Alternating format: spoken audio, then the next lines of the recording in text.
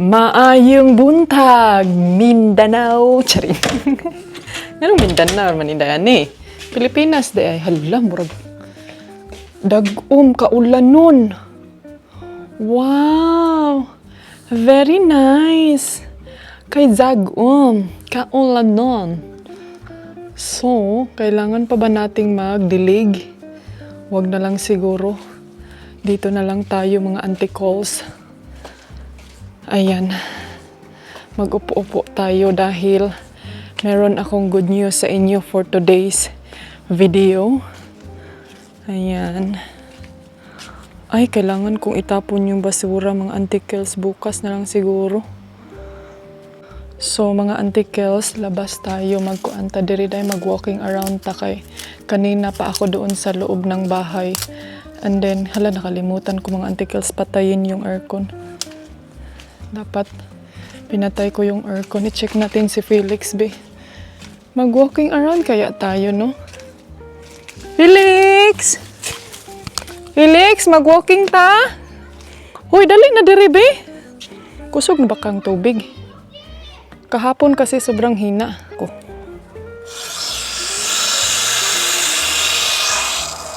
Up! Ay, kusog na. Ay! Hala, ginuo ko, kuyawan ako mga antikels. E dili, pwede mabasa mo.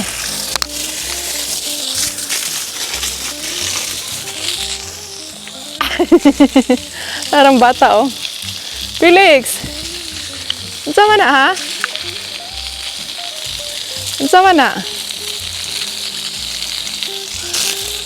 Magdilig tayo. Kasi parang hindi naman uulan ba? Parang ito day kay murag kuan siya. Murag need kay siya tubig. Diniligan ko to siya nung isang araw. Grabe.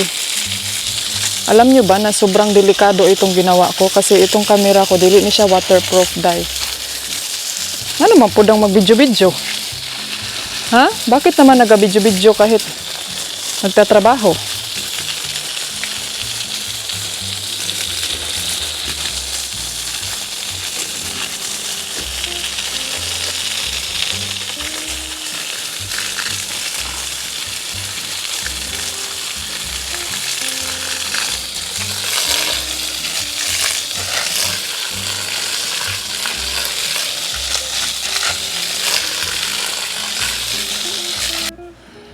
So, fresh na ang ating kapaligiran and meron ng basa-basa dyan. So, diba? And then, ito, diligan ko na lang yan dyan, day, para makuan na din, ha. And, maglinis ako by the tomorrow siguro. Tignan natin. Ay, unya na lang siguro ko to be continue lang siguro ako mga anti-kills. Medyo later na kay na bang grabe day.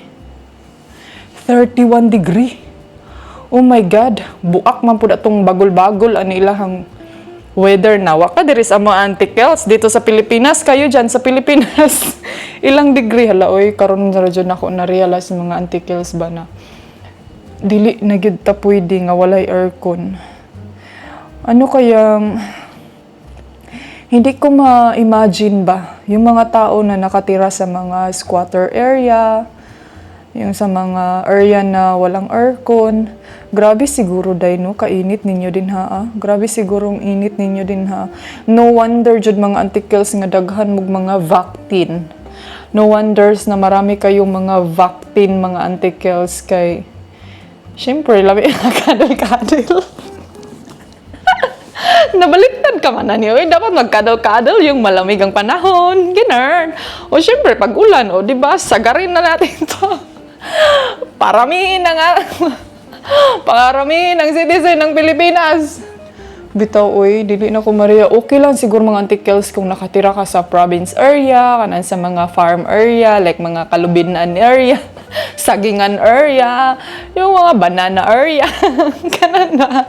Then murag okay ra, kaya ra ang kuan, kaya lang kainit dai murag Okay pa, relax pa. Relax pa, Ate Kels. Pero galing na ka sa mga area nga mga suburb, bay tawag doon ng Ate Kels. Taka rin siya English. So, kung nag-digit ako, imagine ako siguro. Tay ay pagdoldo lang ko, basig na. Tapos wala pa tay kwarta. Agoy! Init kayong panahon! Init kayo, Jay. Porque contigo yo ya escogí vencerte lang iyo tabidi milagro pero es tiempo contigo. Mga Ate Kels, gutom na. Hello to the vlog. Your signal is very slow. Mga Ate Kels, alam nyo ba na may nangyaring hindi maganda? Hindi maganda at sobrang grabe na giniday. Ano dyan eh, Ate Kels? Ito na talaga yung sinasabi ko, Ate Kels. Sabi pa ni Mr. Bakit ngayon pa nangyayari dyan? Nawala ako. Na-stress ang person, Kuya Juan. But, ang ginawa ko mga Ate Kels is pinatay ko yung tubig kay nag-leaking sa ilalim ng banggira ngayon sa tubig papuntang washing machine. Parang feel ko mga Jay, kailangan na talagang palitan tong washing machine namin. Kaya nag-leaking na gid siya, day. So, yan na yung ano niya. Tignan nyo. And then, kailangan kong ipasok in doon yung tubig kay magabok siya. I think we are planning to change the kitchen everywhere and everything. Hay, ginawa ko na stress ang bibi na. And hopefully na maayos yan before babalik si Mister. Kaya pag hindi, Kuya Juan. And ngayon, pinaandar ko yung sasakyan. Kaya balikan natin. Kailangan kong paandarin ang sasakyan within 20 minutes. Hey, and then bumalik ako dito sa bahay kay kining... Ay, ginoo ko na stress ang person. 20 minutes ang waiting dayo niya. Perting inita dito sa kyanan mo ako. May aircon naman. Pwede naman paandarin yung aircon pero hindi ko paandarin kay wala ra ba toy. Wala ra ba yung ano. Wala ata yung na-refillan ng cooler ba or ewan. Basta balik tayo mga 7 minutes na lang. Kailangan natin pa kung sa Bisaya pa iparangrang. Alam niyo ba yung ginagawa natin pagpasok? Grung, ganun. So, tinuruan ako ni Mr. paano gawin. And ngayon, he's already busy. So, babalikan ko yun mga 7 minutes. Dito muna tayo. Before tayo babalik kay murag sakit kay akong likod ay, oy. O kasabot need na ko magpa-massage pod karon kay naglinis ako doon sa 4 na bintana. Nagsakit na akong likod. And then, pagbukas ko kanina doon sa ibabaw ng bintana, na ay foil nga black o color. And then, nalanghap ko lahat yung abog. And hopefully na dili ta makuan ani. Siguro magpalit ako ng t-shirt, day. So, balik na tayo sa car. And then, patayin na natin to, day. Kay murag 5 minutes.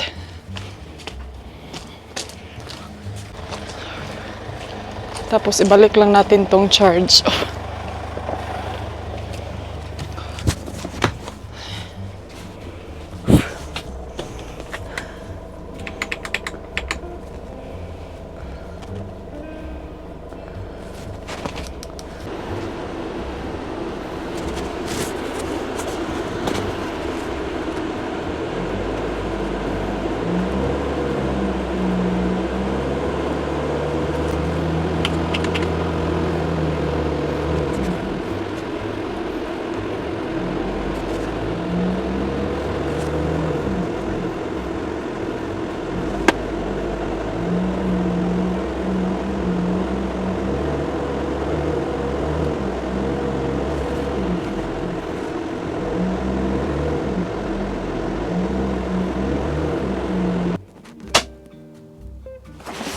So, ayan, tapos na mga antikels. Pinatay ko na kay... Let's go. Tapos, ito, kailangan ko ding patayin to mga jay. Kaya mag-turn on mang good ni siya.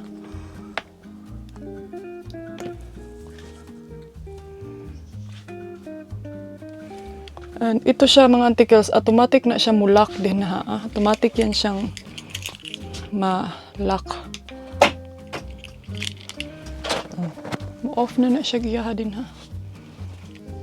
Bye! Adios! Thank you! Charing! And then ito, ibalik ko yung saksak.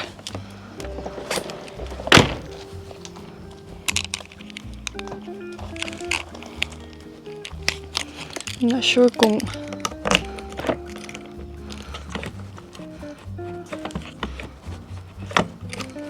Lock lagi.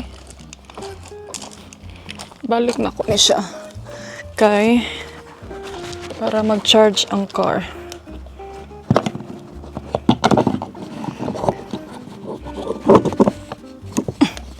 Kanina, pag ano ko dahil may tuminig. Ay, tuminig. May tumunog ba? Ano ba? Tuminig, tumunog. And then, wonder ako mga antikels kung ano yung... Dahil pala nakasaksak yung charge electric para sa bahay. Ang oras is 6:45. Malapit na mag-alas 7. Pero tignan nyo. Tignan nyo ang kaharian ng Espanya. Ganon pa kahayag diriday. So, alright mga antikels, nilungag nga itlog. Luto na siya. Lamit man dahil siya mga zay. Wala na ko tuyo. Magbili pa tayo ng tuyo next time. And then ito yung sagol na ko. Konti lang yung rye. Kaya mamaya magsabaw tayo. Yummy. So, alright mga antikadayers, that's it for today. Thank you for watching. Don't forget to like, subscribe if you're new to my channel. Hasta la vista, baby. Hey darling, can I tell you what's been on my mind? Sick and tired